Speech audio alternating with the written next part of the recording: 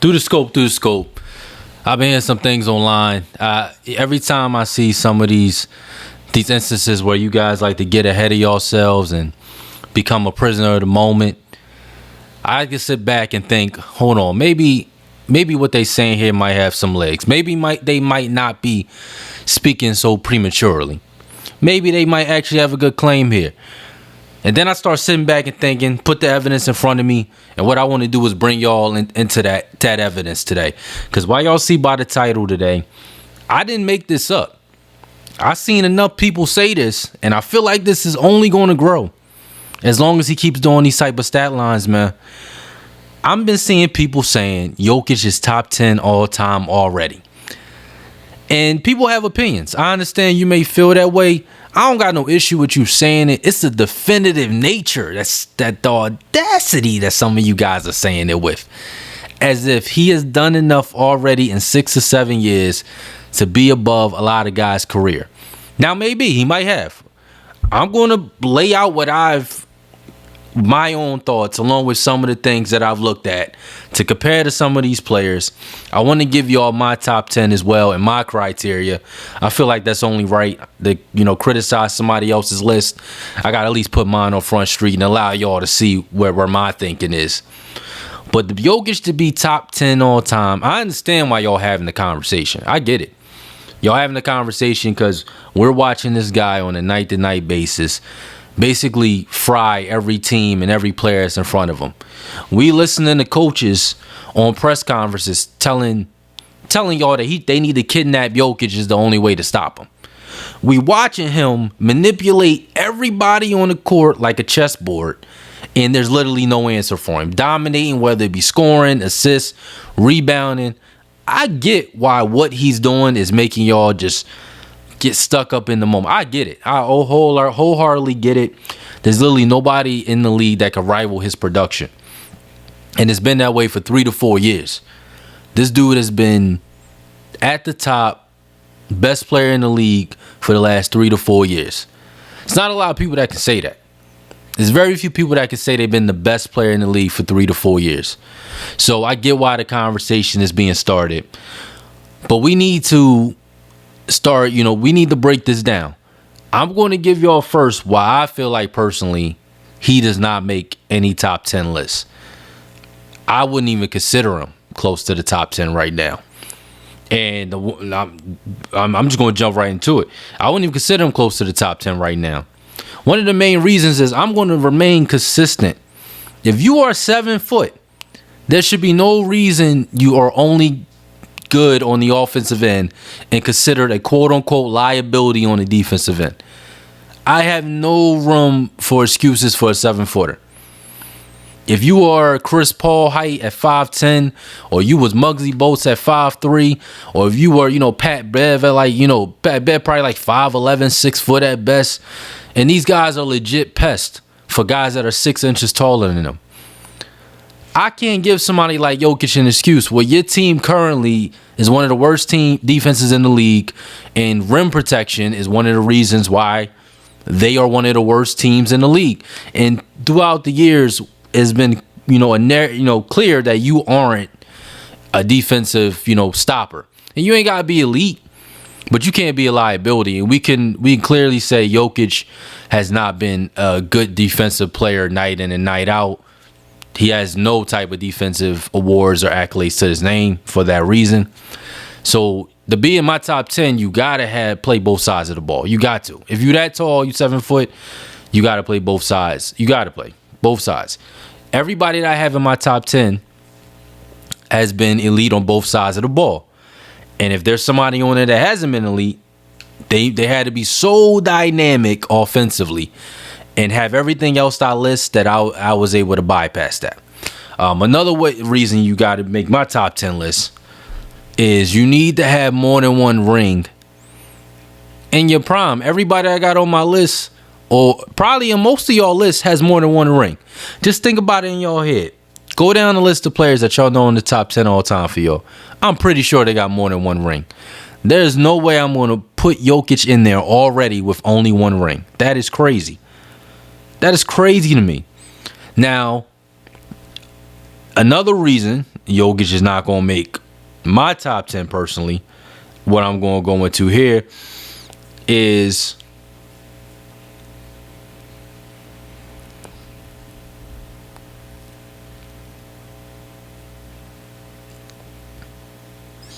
I don't think his peak is better than anybody's peak that could be in that top 10. I mean, think about it, y'all. His peak has only been 5 to 6 years. There's a lot of people in the top 10 on my top 10 list that I'm going to give to y'all very shortly that have had primes that list about 10 years. Remember, Jokic got off to a slow start, man. His first 3 years, he wasn't him. It took him about his 4th year for him to put up the numbers and start to become somebody who's an all-star and then become into a superstar. So I can't go for those 5 or 6 years and say that prime was better than anybody else's. Not when winning, it hasn't resulted in a lot of winning. Now, he had a lot of 50-win seasons, but we know what they play the ultimate prize for. You got to win, and the guys in the top 10 do it better. Also, the competition. He hasn't played in the most competitive era. If y'all could think of people that rival Jokic or could put up his stat line, especially at his position, there's only one player that comes to mind. That's Joel Embiid. If you look at some of the other people that Jokic goes up on a night-to-night basis, you got Nikola Vucevic. You got Rudy Gobert. You got Sabonis. You got Anthony Davis. You got Bam Adebayo. You got players like that. And all those players are good in their own right. But none of them come close to rivaling the impact Jokic can do. The closest person you could pick is AD. But AD hates playing center, and we watched Jokic dominate the Lakers in AD every single year for the past 3-4 years. And AD has struggled mightily against that matchup. So Joel is really the only one that can rival Jokic's production by dropping 50 or 60 points and, defensively playing on the other end.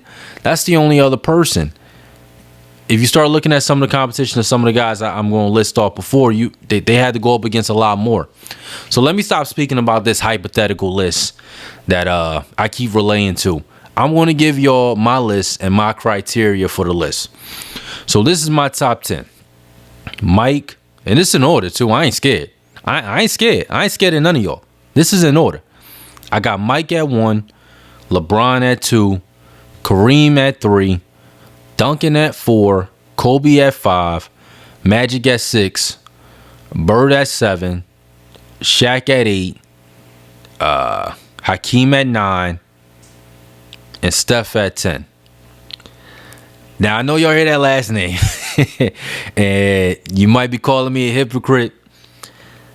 I did mention a caveat, though. If you don't play both sides of the ball, you got to be so great offensively and have everything else in the criteria that I can make a case for you.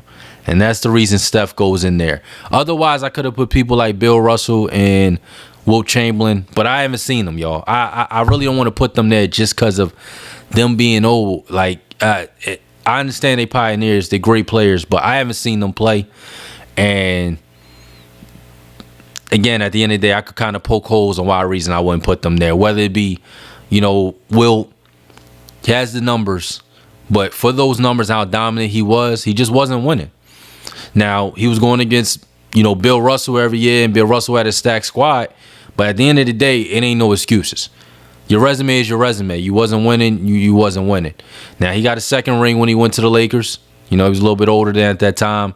But he wasn't the most dominant big man in his era. That was Bill. And the reason I put Bill on the list is Bill, he did his job, his role to perfection. He ain't need to score 20 every game. 12, 13 would suffice. But the guys on this list, night in, night out, had bigger responsibilities. The teams that Bill played on, there was only 9 teams, 12 teams. It wasn't that many teams. I don't know. It might not have been 9, but it definitely wasn't that many teams. Different era. I just didn't feel comfortable putting them on that list. Now, this is my criteria for these guys to make this list. 1, you got to be elite on both sides of the ball. You got to be elite at both sides during your peak. That is the one Steph doesn't make. So I understand if y'all killing me for that one. But you have to be an MVP.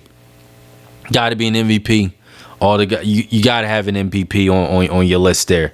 Arguably be the best player in the NBA for multiple years. You gotta to show a level of sustained consistency. I can't go off of you just having a great year like a D Rose. Now D Rose, we know the injuries messed him up, but I can't go off of you having one great year and saying you belong with guys who have done it consistently for 5 years straight. It's hard to be the best player in the NBA for 5 years straight when guys are constantly improving, new people coming into the league, all types of stuff. You know what I'm saying? You got injuries that you got to work through at your own age, all types of stuff, right? You got to be top 25 in multiple categories at the time of your retirement.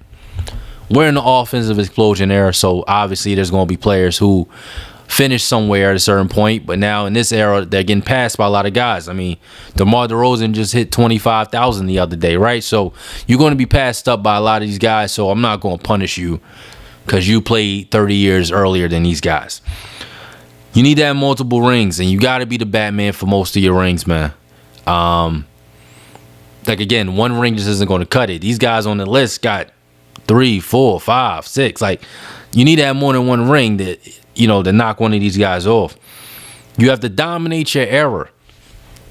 You got to be an unstoppable force in your era. You got to be at least that man in your era, man. Again, multiple years, dominating your era. I'm talking about first team all NBAs for half of the decade, half of your peak. You need to have that. At worst, second. But you need to have 5 or 6. I don't care. You need to have a lot of all NBA first teams and first team teams. I ain't trying to hear no third teams, man. First and second teams is all I'm going to allow. And you need to have a lot of those, 5 or more. And you got to be top 2 of all time at your position. You could argue Hakeem. Look, I will argue he's a top 2 center all time. I'm sorry. I mean, that's for what he did in his career. I will argue he's top 2. He could be top 2.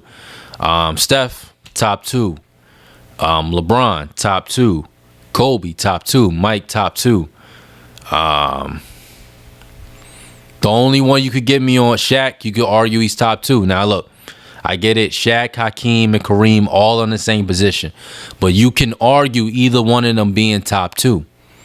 That's all I'm saying. You can argue that. They're interchangeable to me. I mean, we watch Hakeem go up against Shaq and what he did to Shaq.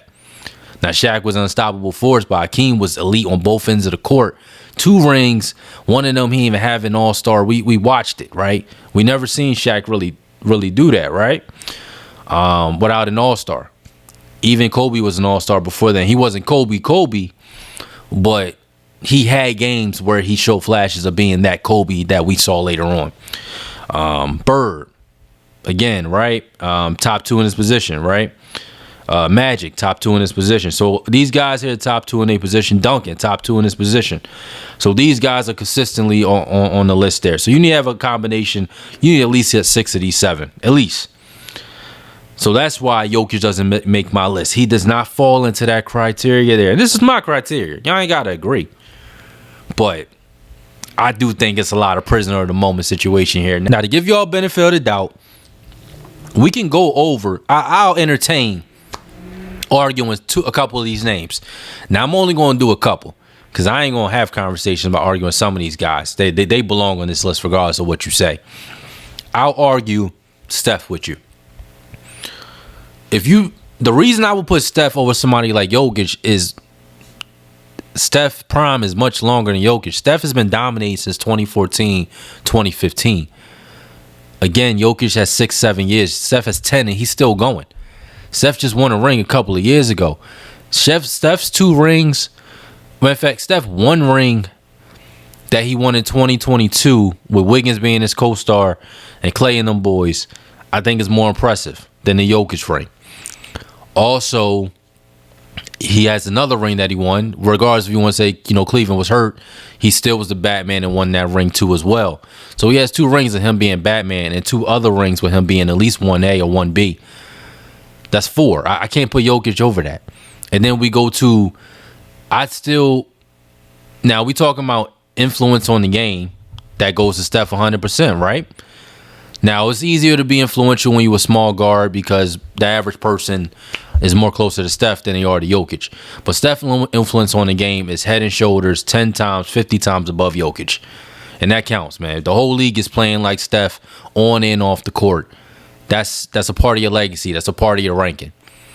Steph just doesn't have that. Jokic just doesn't have that. Now, Jokic has the triple doubles. Jokic is better all around skilled than Steph. I would give you that. Jokic is basically going to end the year with a triple double season. Steph has never came close to that. Jokic has 3 MVPs. Steph hasn't dominated to get 3 MVPs. But I would say they wash out because Steph has been the best player in the league for 5 or 6 years, along with LeBron, right? As far as jockeying for position. Jokic has been 5 to 6 years too as well. I don't think Jokic's resume is better than Steph's at this point. Jokic doesn't have any defensive accolades for me to say he has over Steph. So like to say Steph doesn't got this, Jokic has this. I just don't look at Jokic's resume and say he has enough to be over Steph. I'm going to go over his resume. NBA champion, 1. Finals MVP, 1. 3 MVPs, very impressive. 7-time All-Star. 4-time All-NBA first team. 2-time All-NBA second team. That is his Jokic resume up until this point. Now let's go on to Steph's resume.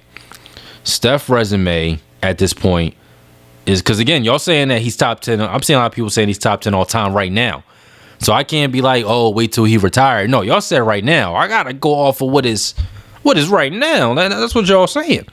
So Steph's resume is 2-time MVP, 4-time champion, 11-time All-Star, 4-time first team, 4 second team, 2 third team, 2-time scoring champion, steals leader, 50, 40, 90 club.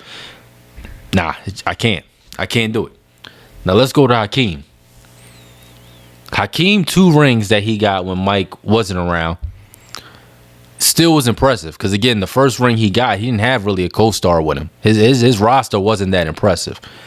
And he took that team and dominated on both sides of the floor. Hakeem has Defensive Player of the Year awards, along with the stat lines that Jokic put up. Hakeem was doing that, but just replaced assists with blocks. He was doing 30, 15, and 10 blocks.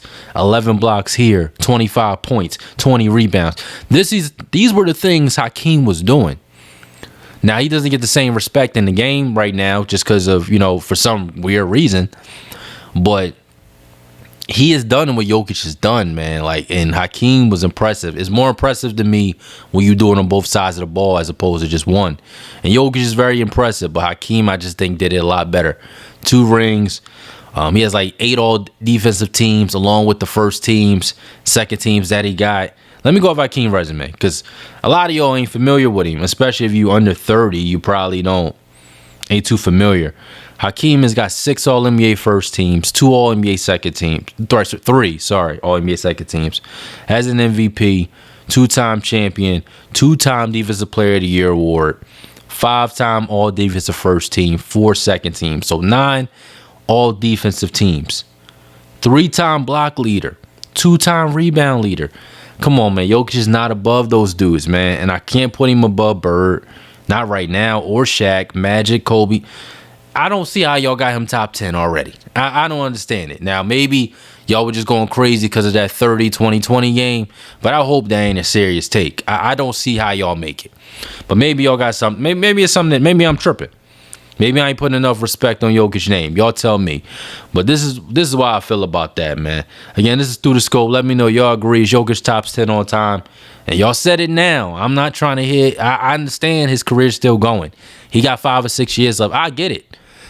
But I'm talking about the notion of y'all saying already that he's pretty much already there. I highly disagree. This is Through the Scope. Don't forget to hit that like and subscribe button. I appreciate everybody that's still with the video. I'm out.